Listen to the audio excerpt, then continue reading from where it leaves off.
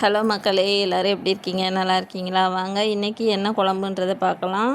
நகர மீன் குழம்பு தாங்க. இது எப்படி வைக்கிறதுன்றதை பார்க்கலாம். சின்ன வெங்காயம் 100 கிராம் அளவு எடுத்து வச்சுக்கோங்க. ஒரு தக்காளி பழம், கொஞ்சோண்டு தேங்காய் திருவி வச்சுருக்கேன். இதை வடை சட்டியில் கொஞ்சம் எண்ணெயை ஊற்றி நல்லா வதக்கிடுங்க.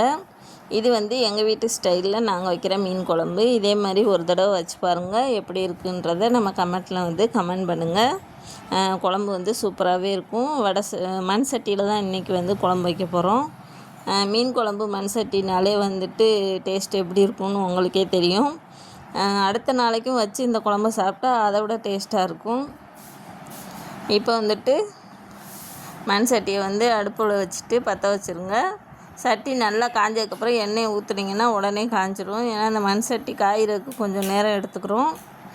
இப்போ தேவையான அளவு நல்லெண்ணெய் ஊற்றிக்கோங்க. நல்லெண்ணெய் ஊற்றிட்டு கடுகு போட்டுருங்க. கடுகு நல்லா பொரிஞ்சதுக்கப்புறம் வெந்தயம் கொஞ்சம் போட்டுக்கோங்க. கருவேப்பிலை கொஞ்சம் தாளிக்கிறதுக்கு போட்டுக்கோங்க. இப்போ நம்ம அரைச்சி வச்சுருக்க அந்த வதக்கி வச்சுருந்த விழுதுகளை மிக்ஸி ஜாரில் போட்டு அரைச்சி வச்சுக்கோங்க.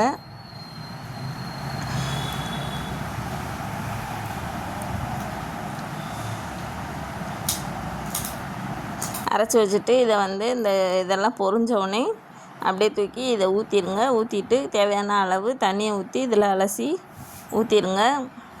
அப்புறம் ஒரு லெமன் சைஸ் அளவு புளி எடுத்து கரைச்சி வச்சுக்கோங்க. ரொம்ப எல்லாம் புளி ஊற்ற தேவையில்லை. நம்ம மாங்காய் வேற போட போகிறோம். அதனால் ஓரளவு புளி இருந்தால் போதும்.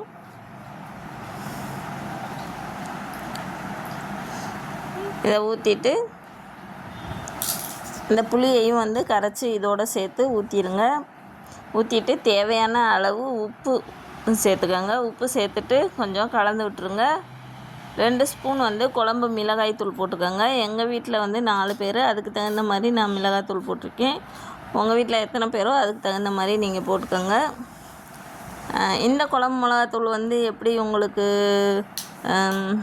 வேணும்னா நம்ம சேனலில் வீடியோ போட்டிருக்கோம். எப்படி அரைக்கிறதுன்றதை பார்த்து நீங்களும் தெரிஞ்சுக்கோங்க. உங்களுக்கு தேவைன்னா அரைச்சிக்கோங்க. நான் வைக்கிற மாதிரி குழம்பு மிளகாத்தூள் அரைச்சி ஒரு தடவை வச்சு பாருங்கள். டேஸ்ட் எப்படி இருக்குன்றதை நம்ம கமெண்ட்டில் கமெண்ட் பண்ணிவிட்டு போங்க. நம்ம வீடியோவுக்கு ஒரு லைக் பண்ணிடுங்க. அப்போ தான் நம்ம போடுற வீடியோ உங்களுக்கு நோட்டிஃபிகேஷனில் வரும்.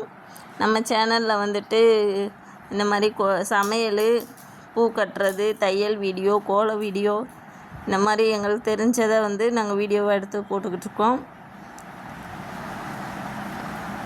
உங்களுக்கு தேவையானதை நம்ம வீடியோவில் போய் பார்த்துக்கலாம். நம்ம வீடியோவுக்கு ஒரு சப்ஸ்கிரைப் பண்ணிடுங்க.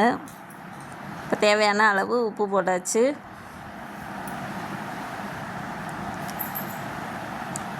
இந்த குழம்பு நல்லா கொதித்து வற்றணும் தண்ணி. ஏன்னா நம்ம மீனை போட்டவுடனே எடுக்க போகிறோம். அதனால் குழம்பு நல்லா கொதித்து வற்றினதுக்கப்புறம் தான் நீங்கள் மீனே போடணும். போட்டவுடனே மீன் வெந்துடும். அதனால் தண்ணியோடு போட்டிங்கன்னா மீன் குழம்பு டேஸ்ட் இருக்காது.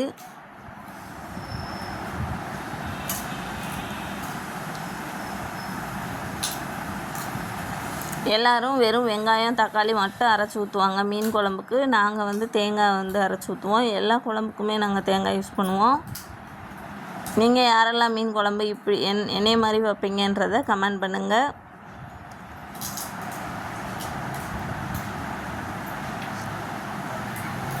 அவ்வளோதான். மண் சட்டியில் உடனே நம்ம அமர்த்திடணும். நல்லா கொதி வந்தவுடனே மீனை போட்டுறாதீங்க. அந்த மீன் குழம்பு லைட்டாக வற்றணும். வற்றினதுக்கப்புறம் மீனை போட்டால் தான் உங்களுக்கு டேஸ்ட்டு நல்லாயிருக்கும். உடனே வெந்துடும் மீனும்.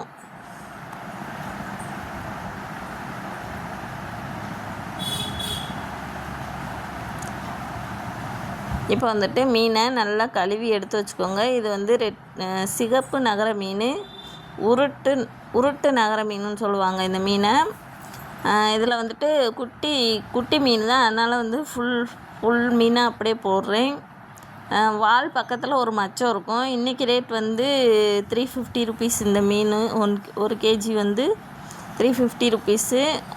நல்லா டேஸ்ட்டாகவே இருக்குது இந்த மீன். அதனால் இந்த மீன் வாங்குறவங்க என்னைய மாதிரி ஒரு தடவை குழம்பு வச்சு பாருங்கள். இப்போ நம்ம அறுத்து வச்ச அந்த 2 துண்டு மாங்காயும் இதோட சேர்த்து ஆட் பண்ணிடுங்க. இப்போ மீனை போட்டுட்டு ஒரு 5 செகண்ட் கூட இருக்காது, நல்லா மீன் வந்து நல்லா மலர்ந்துடும்.